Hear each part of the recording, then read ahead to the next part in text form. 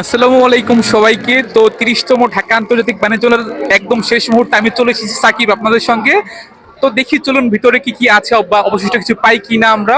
এটা একদম লাস্ট মুহূর্তে চলে আসছি আমরা। সবাই তো কেনাকাটা করতে আসছে আর আমি আমার বন্ধুদের সাথে আসছি, অনেকেই আছে, সেটা বাকি ভিডিওটা দেখতে পাবেন আপনারা। তো চলুন একটু ভিতরে যাই, কিছু পাওয়া যায় কিনা। তো আসুন আপনারা আমার সঙ্গে। ফাইনালি 30তম ঢাকা আন্তর্জাতিক বাণিজ্য মেলা 2026 একদম শেষ দিন আমরা বন্ধুরা মিলে চলে গিয়েছিলাম। তো সেই নিয়ে আজকের ভিডিওটা, আশা করি সম্পূর্ণ ভিডিওটা দেখবেন। যদি ভালো লাগে অবশ্যই লাইক কমেন্ট করতে কিন্তু ভুলবেন না। তো চলুন ভিডিওটা শুরু করা যাক। বেশ কয়েকদিন ধরেই চিন্তা ভাবনা করছিলাম যে বাণিজ্য মেলায় যাব, কিন্তু আসলে সময়ের সাথে পেরে উঠতেছিলাম না। যখন আমার সময় তখন বন্ধুদের সময় হয় না, এরকম একটা ঝামেলায় ছিলাম। তো ফাইনালি আমাদের সকলের একটা সম্মিলিত সময় হলো, যখন আমরা সবাই একমত হলাম যে না, আমরা এই দিন যেতে পারি। আমরা মূলত গিয়েছিলাম 29 তারিখ শুক্রবার, অর্থাৎ শেষ শুক্রবার যেটা বাণিজ্য মেলার। এদিন এত বেশি ক্রাউড, এত বেশি ভিড় ছিল যেটা আসলে বলে সম্ভব না। আর আমাদের যাত্রাটা শুরু হয়েছিল নতুন বাজার থেকে, যেহেতু আমার বাসা নতুন বাজার, তো বন্ধুরা এদিকে মূলত থাকি। আমরা একসাথে নতুন বাজার থেকে মানে কুড়িল বিশ্ব রোডে চলে গিয়েছিলাম। আমরা মূলত 8 জন গিয়েছিলাম, তার মধ্যে 4 জন নতুন বাজার থেকে কুড়িল গেলাম, তারপর কুড়িল থেকে আমরা বাণিজ্য মেলায় চলে গিয়েছিলাম। আর বাকি 4 জন ওর আগেই পৌঁছে গিয়েছিল, ওরা আমাদের জন্য টিকিট কেটে রেখেছিল। তাই খুব একটা বেশি হ্যাসেল আমাদের হয়নি। কিন্তু ভাই রাস্তায় প্রচুর ট্রাফিক ছিল, যেহেতু শেষ শুক্রবার ছিল বাণিজ্য মেলার। এত বেশি ট্রাফিক ছিল যে আমরা মনে করেন আধা ঘন্টার রাস্তা পায়ে হেঁটেই চলে গিয়েছিলাম। পুরো রাস্তা ব্লক, তাই আমরা কি করবো, বিআরটিসি বাস থেকে নেমে হাঁটতেছিলাম। আর অনেক বেশি মজা হয়েছিল, যদি হাঁটতে হাঁটতে অনেক গল্প গুজব, অনেক হাসি তামাশা আমরা করতেছিলাম একসাথে। আর বাকি 4 জন যেহেতু আগে চলে গিয়েছিল, তাই ওরা 8টা টিকিট কেটে রেখেছিল, তাই খুব একটা বেশি কষ্ট আমাদের হয়নি। শুধু জার্নিটাতে যতটুকু একটু হ্যাসেল হয়েছিল এইটাই, কিন্তু ঢুকতে আর বেশি খুব একটা প্যারা আমাদের হয় নাই। আর বাণিজ্য মেলায় ঢোকার আগে আমরা এখান থেকে ভেলপুরিটা খেয়ে নিয়েছিলাম। ভেলপুরিটা অনেক বেশি স্পাইসি ছিল, ফ্লেভারও ছিল যথেষ্ট।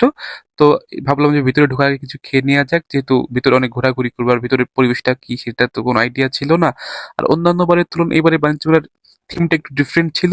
জুলাই আন্দোলনকে অনেকভাবে ফুটিয়ে তোলা হয়েছে এখানে, সেটা তো যারা গিয়েছেন তারা তো দেখিয়েছেনই। আর যদি কেউ না যান, আমার ভিডিওর মাধ্যমে অনেকে হয়তো বা জানতে পারবেন যে না, এবারে থিমটা আসলে কিভাবে করা হয়েছে। আর আমার মতে সবচেয়ে বেশি ভিড় ছিল গণভবনের আদলে যে স্টলটা তৈরি ছিল সেইটাতে। এত বেশি ভিড় ছিল, মনে করেন ঢুকতে অনেকটা সময় লাগতেছিল, হয়তো বা সেটা লাস্টের দিকে দেখতে পারবেন। ওই স্টলটা আসলে অনেক সুন্দর ছিল।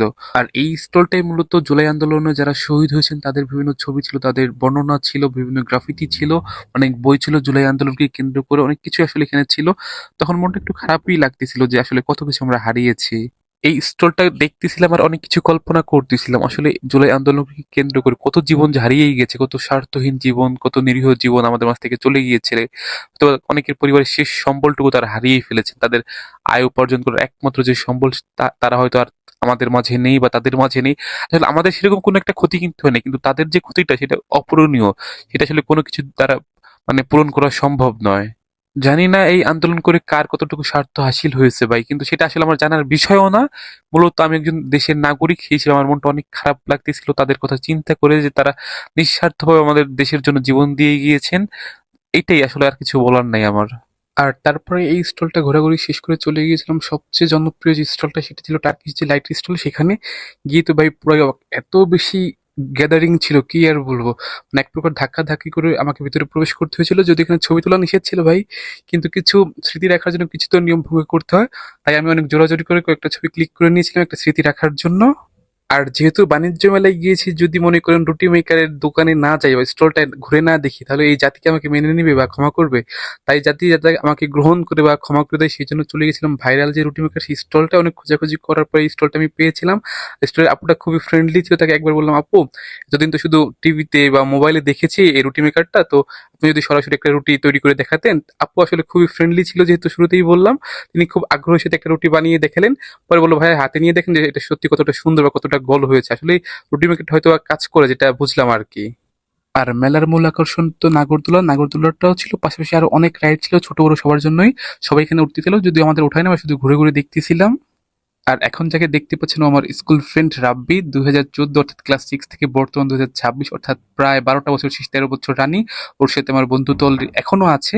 যদিও আসলে অনেকটা দিন পর ওর সাথে আমার সরাসরি দেখা হলো। মেসেঞ্জারে ফোনে তো মাঝে মাঝেই কথা হয়, কিন্তু সরাসরি দেখাটা সেরকম একটা হয়ে ওঠে না। ও আগে নতুন বাজারেই থাকতো, এখন ও 300 ফিট ওইদিকে চলে গেছে, ওদের বাসা ওইখানেই। বাণিজ্য মেলা মানে খুব একটা দূরে না ওদের বাসা। আর স্কুল জীবন হয়তো ওর সাথেই সবচেয়ে বেশি সময় কাটানো হয়েছে, কেননা আমরা দুজন একসাথেই বসতাম, বেশিরভাগ সময় বসার চেষ্টা করতাম আর কি। প্রচুর মারামারি করছে ও, প্রচুর গালাগালি করছে। আর আমাকে যদি সবচেয়ে বেশি কেউ স্কুল জীবনে গালাগালি করে থাকে, সেটাই রাব্বি। আর আমি ওকে অনেক অনেক বেশি মারছি। আর যেহেতু অনেকটা দিন পর দেখা হলো, তাই আসলে অন্যরকম একটা অনুভূতি হইতেছিল। এতদিন পর দেখা, প্রায় 7 বছর পর সরাসরি ওর সাথে আমার দেখা হলো। এসএসসির পর আর সরাসরি দেখা হয় নাই, মেসেঞ্জারে কথা হইতো মাঝে মাঝে, কিন্তু আসলে ফ্রেন্ডশিপ গুলি বা স্মৃতিগুলি আমরা কিন্তু কেউই ভুলে যাই নাই। আর রাব্বির সাথে যেহেতু এতদিন পর দেখা হলো, আসলে ওর সাথে আমার ঘোরাঘুরি গল্প যেন শেষ হইতেছে না, কোনটা থেকে কোনটা বলবো বা ও কোনটা বলবে, শুধু এগুলি আমরা ভাবতেছিলাম। তারপর আমরা চলে গিয়েছিলাম কারাগারের আদলে তৈরি একটি স্টলে। স্টলটার যেসব প্রোডাক্ট আপনারা দেখতে পাচ্ছেন সবগুলি মানে কারাগারে যারা আছে বন্দী তাদের মাধ্যমে তৈরি, ওটা তারা তৈরি করেছে। জিনিসগুলি এত বেশি সুন্দর ছিল মানে বোঝানো যাবে না। আর এখান থেকে মোতালেব একটা একতারা কিনেছিল 100 টাকার বিনিময়ে। সত্যি জিনিসগুলো অনেক সুন্দর ছিল। তারা যে কতটা সৃজনশীল হইতে পারে এখানে না গেলে হয়তো আমি বুঝতে পারতাম না। আর এখানে গিয়ে একটা বিষয় উপলব্ধি করলাম যে আসলে ক্রিয়েটিভিটি কোনো কিছু দ্বারাই আটকে রাখা যায় না বা সীমাবদ্ধ থাকে না, সেটা যে কোনোভাবে হোক না কেন বিকশিত সেটা হবেই। আর এই স্টলটা আসলে অনেকটা সময় ধরে ঘুরে ঘুরে দেখতেছিলাম, অনেক ভালো লাগতেছিল, মানে বুঝাইতে পারবো না। আর দেখেন রাব্বি আর আমার গল্প যেন শেষই হইতেছিল না। আর ও কতটা দুষ্টামি করতো সেটা এখন স্ক্রিনে দেখতেই মানে বুঝতে পারবেন। ও এতটা বড় হয়েছে কিন্তু ওর সেই ছেলেবেলার স্বভাবটা এখনো কিন্তু রয়ে গেছে। যদি আমার বন্ধু আগে থেকে অনেক বেশি ধার্মিক হয়ে গেছে, সবাই দোয়া করবেন যেন ও এরকম থাকে। আর এই তো আমাদের মেলার ঘোরাঘুরি অলরেডি শেষ। তো শেষ মুহূর্তে আমরা সবাই বের হয়ে যাইতেছিলাম। তো সবাই দোয়া করবেন যেন আমরা এরকম একসাথে সবাই থাকতে পারি। তো যদি ভিডিওটা ভালো লাগে লাইক কমেন্ট করতে কিন্তু ভুলবেন না। আজকের মতো এখানেই শেষ করি, পরবর্তী ভিডিওতে আবার দেখা হবে। সে পর্যন্ত সবাই ভালো থাকুন, সুস্থ থাকুন। আল্লাহ হাফেজ সবাইকে।